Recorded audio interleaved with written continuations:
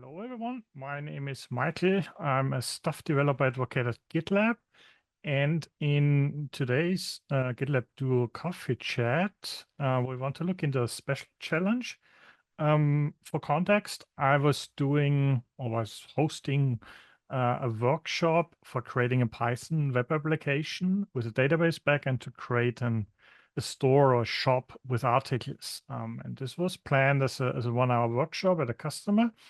And it worked great in that way to use GitLab Duo code generation or code suggestions to actually generate the code, adding some URL endpoints and some routes like /shop/articles to fetch what is available and later on implement a front end, payment, checkout, and so on.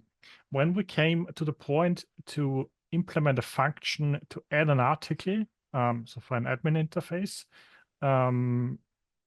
we were able to write a curl command, also using the help of GitLab Duo Chat, but for some reason it didn't work. And debugging would have expanded the workshop.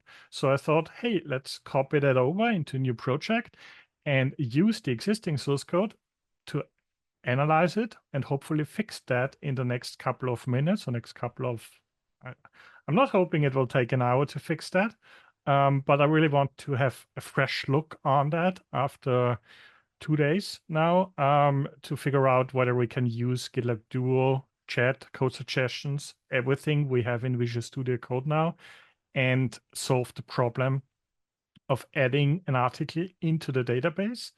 In this source code example, and we are looking now at the README-MD, which describes the challenge, we have source code available in the server.py file. So there is something available already, and we need to use our knowledge to analyze the source code to understand what's going wrong. And first, like to also reproduce the error. So the first step is to open a new terminal, which is Command-Shift-P on macOS, and then search for terminal to create a new one.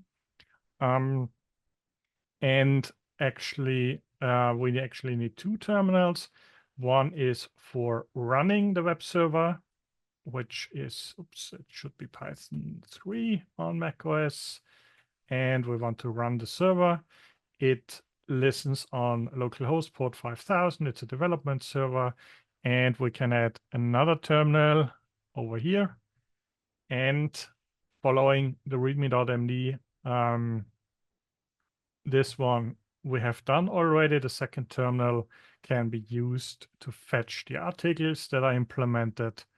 It's empty, so it returns an empty array as JSON. That's totally fine. And we also want to add an article or create an article. And this doesn't work for some reason.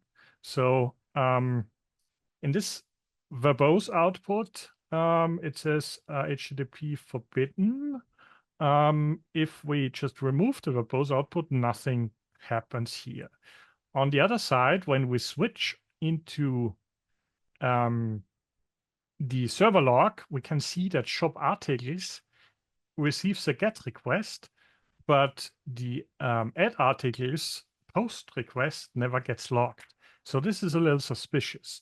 Now, as a next step, let's have a look at the source code itself. And I'm not cheating here. I haven't looked at the problem yet, so I might be not seeing the error, or we might see it just now.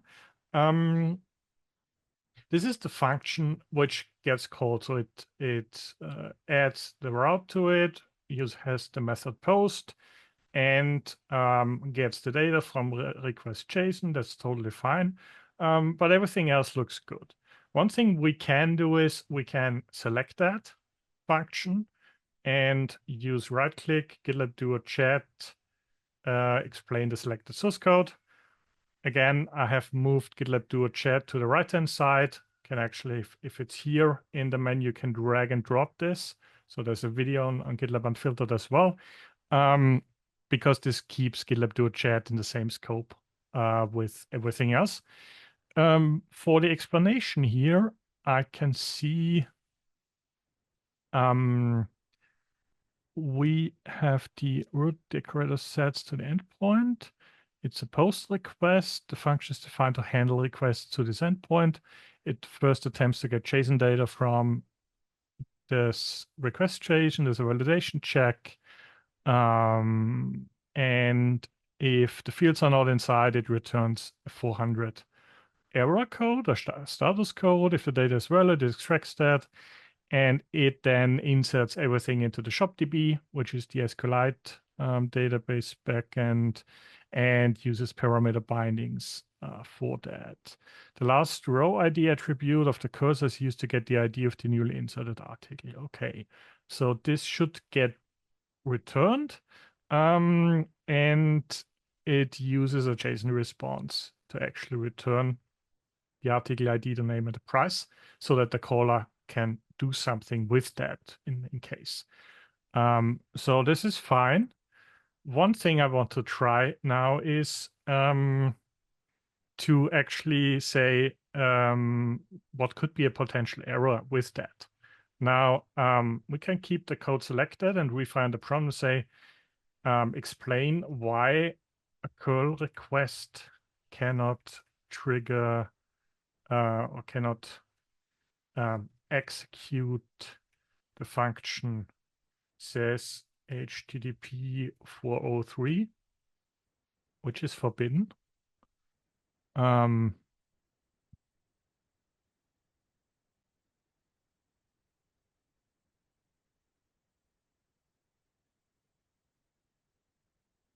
Okay. The default curl request method is get. Okay. Yeah, this is not exactly what I'm looking for. But let's maybe verify which curl request we actually send here. We're using -x post, which is what we do. The content type or the header is sent to application JSON. That's required if we want to send a JSON. And then we have name, new article, and price. Okay. Let's copy that over so we can use that and just copy it here. But again, nothing happens. So for some reason, I would assume that this registration doesn't work. So let's look into a more larger scope. We have the app route here. One pragmatic approach can be we want to select everything and refactor that and say refactor, optimize error handling, add logging, improve readability, or something similar. Hopefully I did write it correctly. So this is probably plenty of code, but it should be streaming. And a nice thing I can also show you here is the most recent Visual Studio Code extension, it's a GitLab workflow extension actually, with GitLab Duo has syntax highlighting, which is super helpful because this is Python code and it's much more readable with syntax highlighting. We get to see getting the database connection. Okay, that's great. It also uses exception handling. We have the initDB. We have the different routes. Shop articles get the articles from the DB. And the shop articles are here. And it also moves the initDB into that function. Okay. Since everything is persisted to Git, as far as I know, let's check. And I like the terminal, yes. So let's take that and switch the focus over here. So clicking here brings back the focus on the selected source code, and then just copy paste that in. And the next thing we need to do, I'm not sure if the server is restarting automatically. I should be, but I don't trust the system. So let's restart that and try again to send or to add an article. Let's see what happens. Nothing. Okay. So something is missing here. For some reason, this function doesn't get called. Now, what we could do is, if we have def add article, say log the request as verbose as possible, and see if we can get some help here. Receive the request article and so on. The only thing we need to fix here is the indent. But let's see. Anything that is helpful should. I'm not sure if there's a way. UI is active. Debug true. What does the logger do? Received request to add article. So this is actually not registered. One other thing we can do is to ask Duo Chat explain why a registered route for Flask does not get called. Show how to debug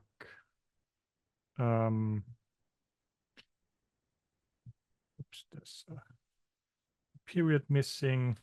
Show how to debug the problem. And certainly we could step in and have a breakpoint set or something similar, but we can see what we learn. The URL is incorrect.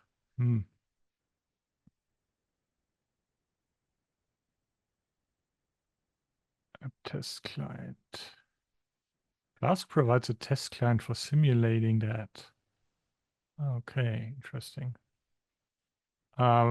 Yeah, we just did that, sort of, but we can just, if you're really lazy, not lazy, just use the printf debugging method. Okay, it actually, info main detect a change. It has done a reload. This doesn't do anything, and it doesn't do anything. Localhost should work for 121, 127. So let's see what this means. Oh, interesting. So it's a DNS problem. So localhost resolves to something else, and it's not. That's odd. This route was called. That's quite interesting. So it worked. It didn't work initially. So if we stop that and do a git stash, just to be sure, and run that again, run the server again, and call this function again. So like this doesn't do anything, and this also works. So now I'm a little confused. So the code worked. That's quite interesting. What did I do to make that happen? I didn't do anything.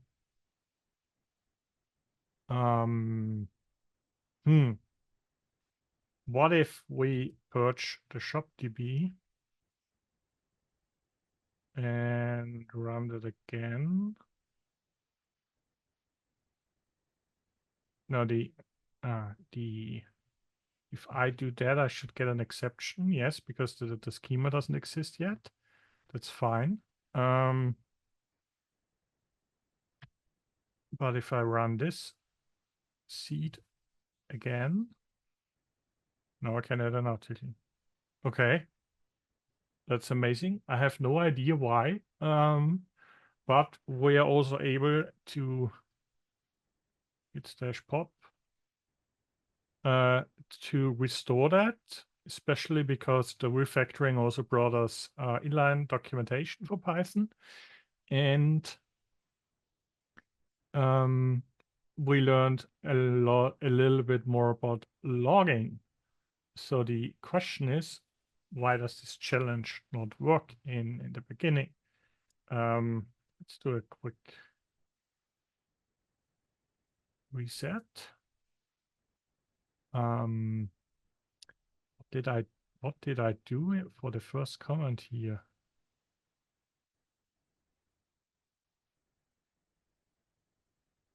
It was curl exposed. It was always using localhost for some reason.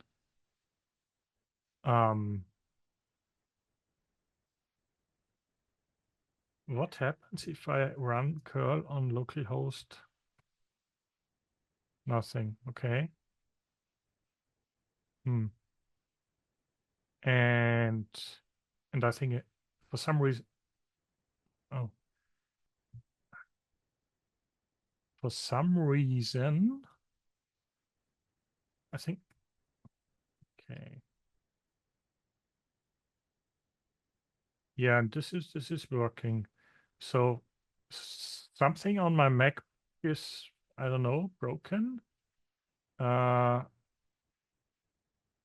Is there special? No, I don't have any overrides. Localhost. What happens if I do IPv6 on localhost? Is this something different? What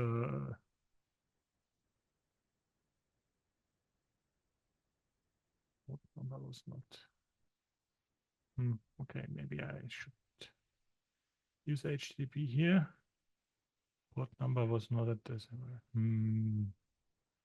I don't know how to run curl on localhost with a IPv6 address.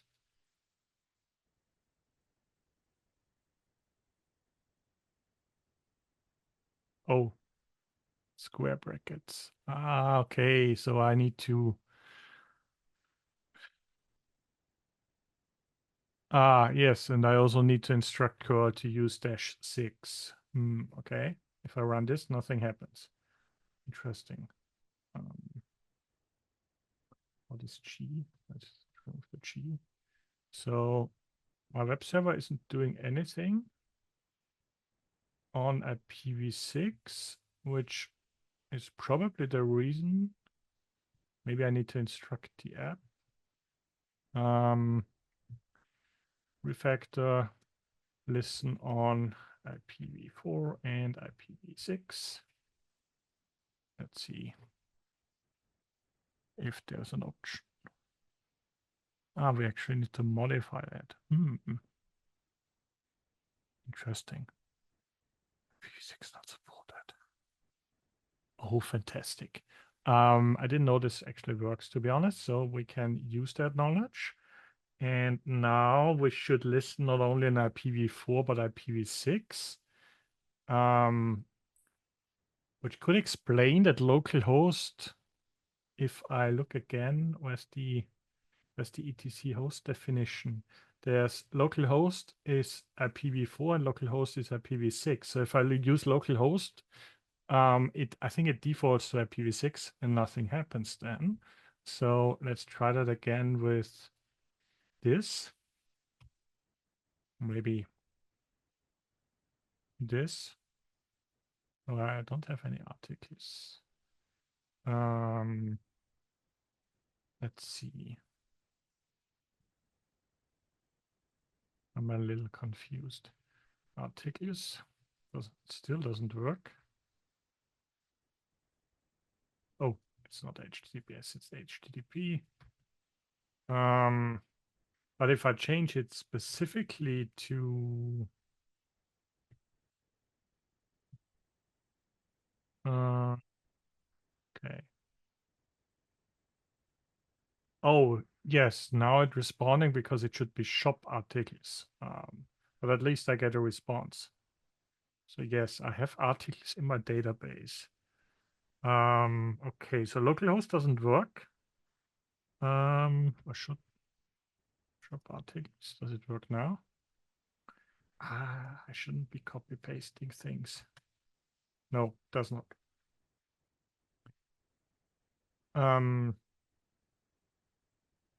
So yes, for some reason we cannot convince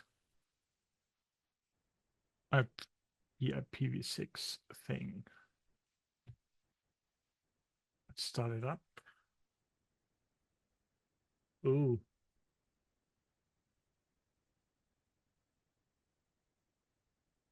The AirPlay receiver. What is that? Oh, this is something I've seen in the logs before when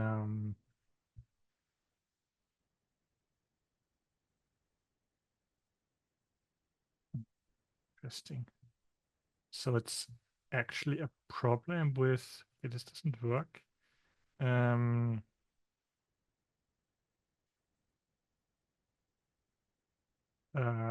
When I do this, it's okay. I think macOS is using a proxy because server AirTunes is not what I was expecting to be the Flask server. So this does some proxying for localhost. Let's ask Duo Chat on macOS. Explain AirTunes as localhost proxy. Can it cause problems with development?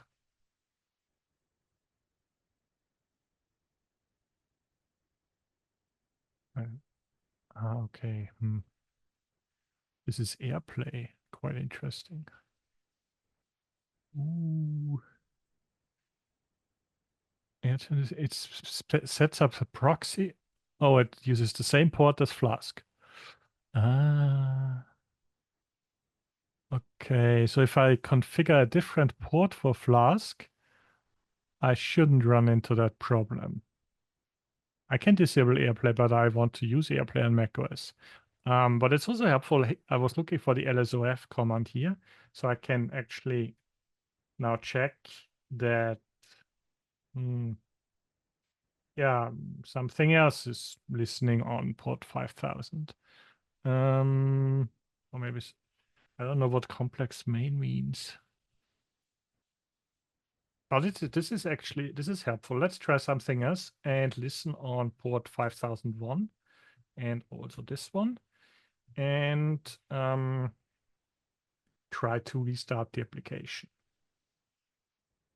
Maybe we were like running into either it works, it doesn't work because the proxy did whatever. It's a good practice to maybe move that into Rancher Desktop and containers and use that sort of thing, or even move it into a cloud VM or container cluster or something similar. But I wanted to keep the programming example as simple as possible. So now, I'm not sure if you can see that, but the Python app should allow internet connections. It's asking me that because now it tries to listen actually on my local host IP address, and this is the local network router assigned IPv6 address. Okay, that's great. Now, what we want to do as a next step is to say, where do we have this? Let's see, modify the port. And we actually get HTTP 11200, okay. The server is Werkzeug, which is the Python library in the background that Flask uses to serve things, and we have an article. So we don't need to use that. But we have articles now, and we can add new articles. Let's see if let's use Control R to search my history and search for add article and modify the port. And let's add a new name. Let's add, I don't know, Duo Enterprise it's now GA. Price is 39, and we can add this article into our store. This should work. Okay, this is the response. And if I query that again, I have Duo Enterprise GA as a product in the article. Okay, so this is actually like not really a code challenge, which I assumed it would be, but it's more like a DNS challenge, learning how macOS uses a proxy on port 5000 and how it collides with Flask web servers. So yeah, I will keep that repository in public because I like transparency and everyone should be able to learn from that. And if you want, you can also continue with the workshop async. So keep that as a learning exercise with GitLab Duo. And also kind of just for wrapping this up, the generated code works in that way. We can use /refactor. We use /refactor to improve the code quality, to improve the error handling, and we can now step into the next workshop steps. Well, you can step in there. The great thing is that GitLab Duo not only knows about programming languages and GitLab itself, but it's also able to explain certain things. So if we scroll up a little bit with the Flask specific questions, when a registered route doesn't get registered or it doesn't working, then how to run curl on localhost with an IPv6 address was very insightful. I learned how to use IPv6 in 2010 or 11, I think. So this is insightful. And it's also great to know that Flask can be refactored or like changed to IPv6 listening. And the last point is like mind-blowing, like explained how AirTunes works as a local proxy and how it could interfere with development. Now, the lsof command is also great because I cannot remember the syntax, so bookmark for myself, asking Duo Chat how to use that. And yeah, playing around with creating the shop web application and continuing to learn using AI-assisted workflows, like development workflows in that example with GitLab Duo. Thanks for watching and see you next time. I will link all the resources in the video description, of course. Bye-bye.